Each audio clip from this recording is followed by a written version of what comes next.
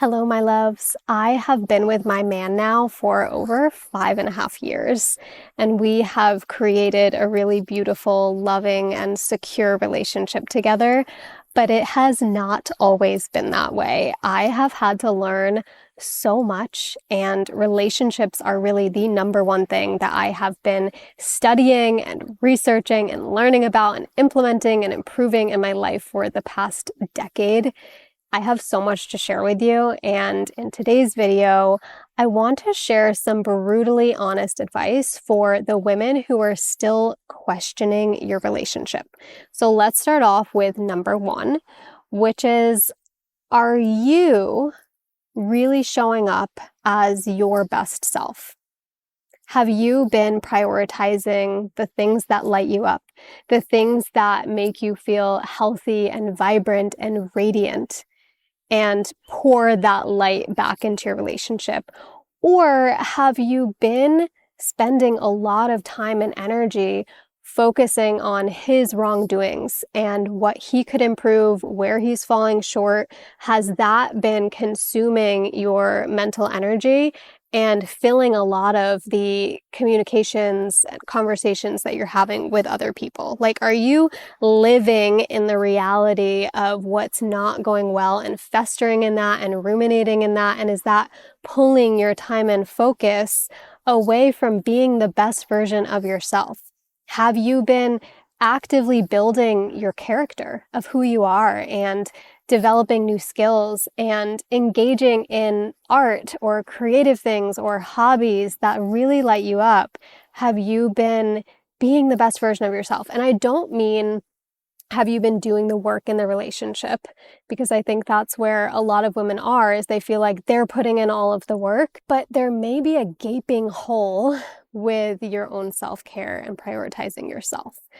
And if that's the case, you're really not in a position to be questioning the relationship, because it takes two people to co-create it. And so if you're pointing your finger, but you're not taking a look at what hasn't been prioritized within yourself, that's your contribution, and that has to be prioritized.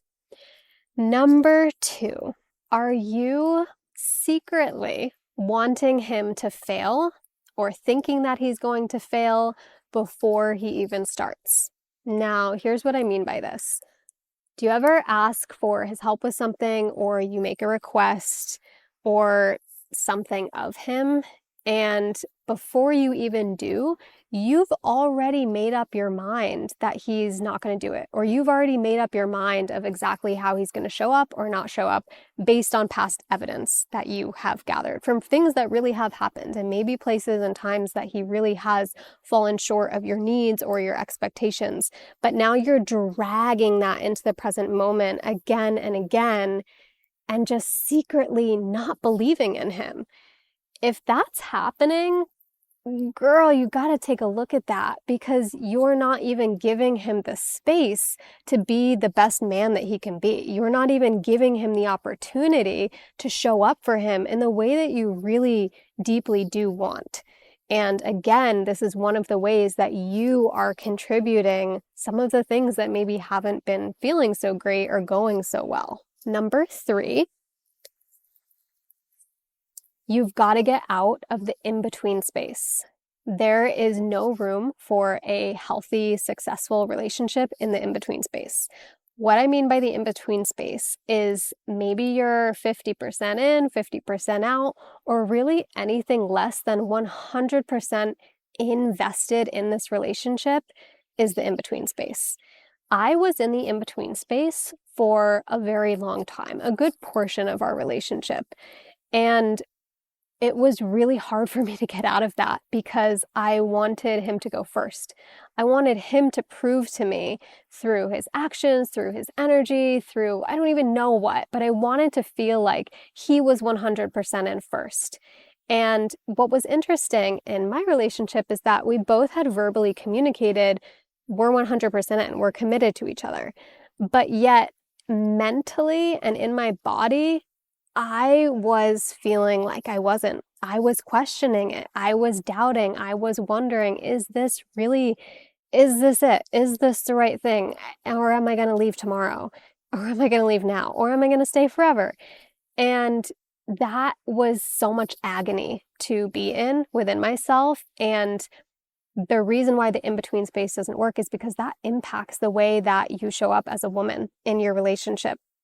If you're not 100% invested and trusting, there's not the room, there's not the potential for it to be anything. And how can you expect him to do that? And so, gosh, for me, this was one of the hardest things.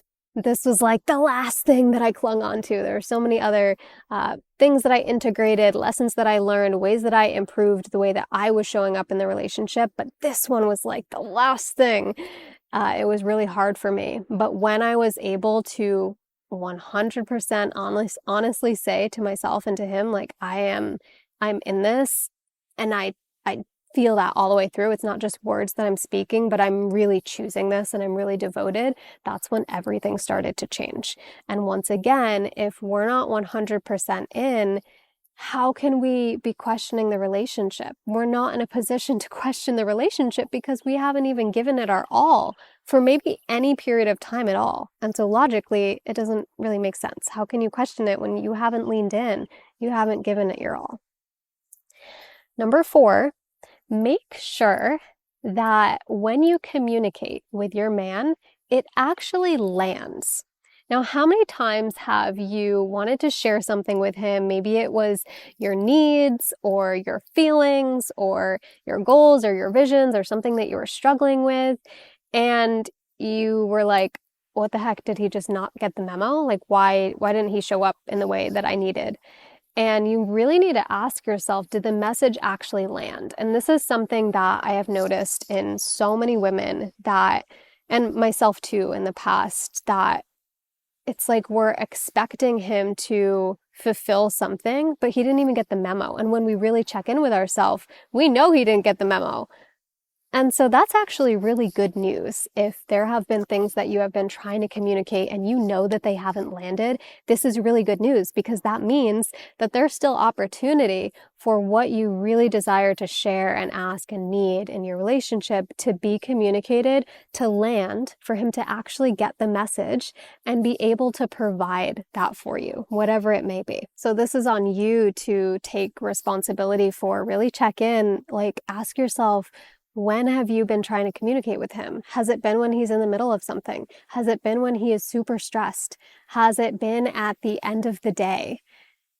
And again, look at the ways that you are actually setting things up for failure. You're setting things up to continue reenacting the painful patterns and the painful situations that you've been experiencing. And those are the reasons why then you're questioning, well, is this right? We've got to backtrack to the origin, the underlying patterns that are actually going on here, not just the surface level things of like, oh, well, he didn't put his hand on my leg, or he didn't, respond in this period of time, or he, whatever, got home late. It's like, well, let's trace it back to how are you showing up? And this is not to say that it's not about how he's showing up. And because again, it takes both people to co-create a healthy, secure relationship. And I also want to say that I understand that there are so many reasons to be hesitant and to be half in and to be half out. Maybe he cheated on you. Maybe a past partner cheated on you. Maybe there's a whole slew of betrayal wounds that you have yet to heal from. And I have so much empathy and care for you if you're in that situation. But I'm also here to say that there is a way through, and there doesn't have to be this agony of lack of fulfillment or mistrust forever. There doesn't at all.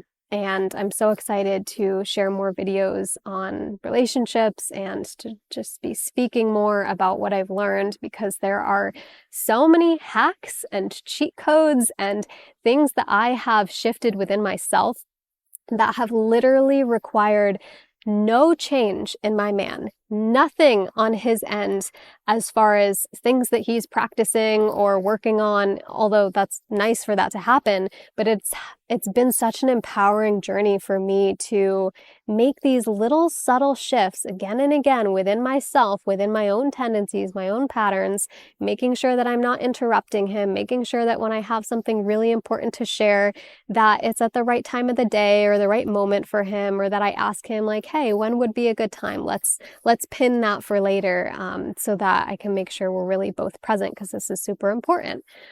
Same thing with the I call it like shit testing, expecting that they're going to fail before they even start, or saying something like, I don't even want to be around you right now.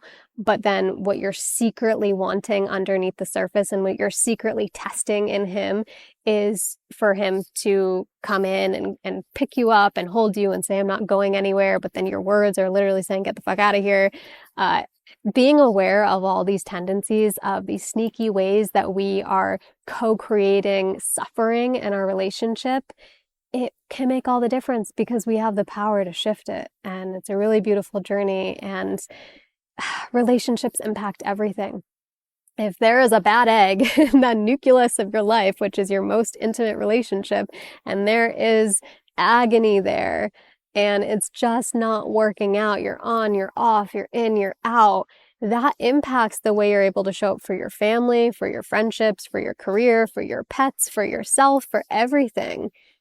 It's the heart. And if we can make improvements there, which we can, it creates a positive ripple effect into every other area of life. And then your relationships get to be something that is actually fueling every area of your life and not pulling from it. So it's like this feedback loop of then that allows you to be even more of your best self, and you're supporting each other in this beautiful dance of life. So thank you for being here. I hope this video was supportive for you, and I'm so curious to hear if there's anything specific that resonated with you.